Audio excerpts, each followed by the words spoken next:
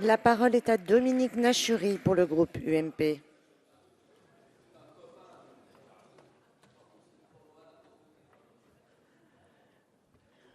Après le lyrisme breton, il est difficile d'intervenir. Madame la Présidente, Monsieur le Ministre, Monsieur le rapporteur, chers collègues, sur la modernisation de l'organisation territoriale, on pouvait légitimement attendre une vision claire et un cadre global, même avec une mise en œuvre prévue par étapes. Une vision claire. Il ne peut pas y avoir de politique, un coup dans le zig, un coup dans le zag. Vos objectifs de réforme de l'organisation territoriale sont incertains et vos propositions très chaotiques, et je ne parle pas seulement du puzzle des régions. Un exemple. Le département est aujourd'hui, en 2014, condamné à disparaître, encore que cela ne soit pas affirmé en tant que tel, alors qu'en 2012, il était défendu comme essentiel à la proximité. Le département est appelé à disparaître quand on agrandit parfois considérablement les régions, posant le problème de l'échelon de proximité. Un cadre global. Nous avons eu la loi MAPAM. Aujourd'hui, le projet Carte des régions et élections.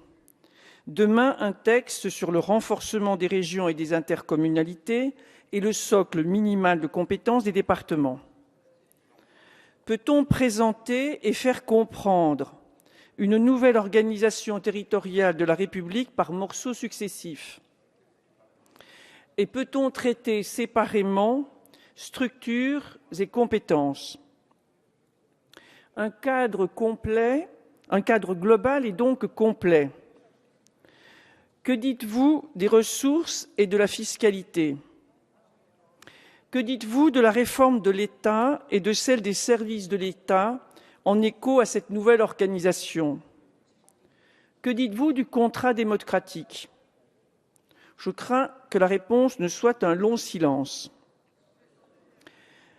Sur ce projet de loi relatif à la délimitation des régions, aux élections régionales et départementales et modifiant le calendrier électoral, quelques réflexions avant de venir dans le débat qui suivra sur ces articles.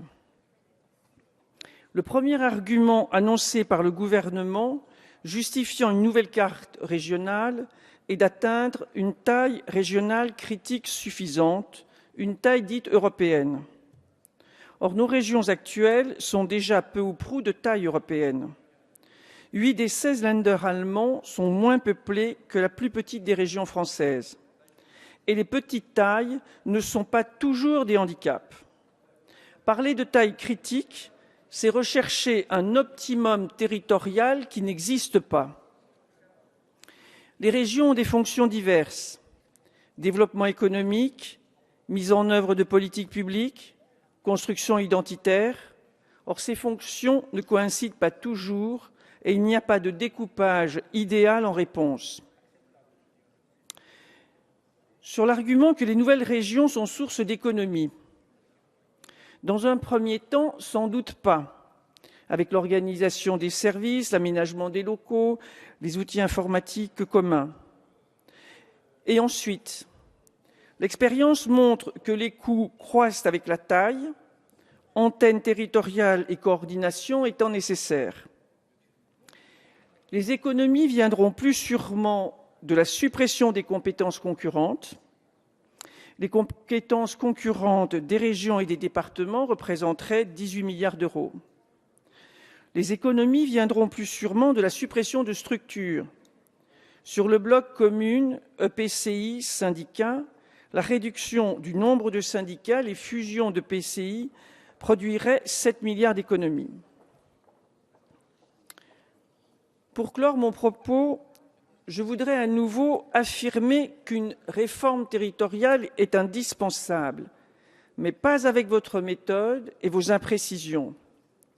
Dire mon regret de voir ce texte traité dans ces conditions d'improvisation et en fin de session parlementaire.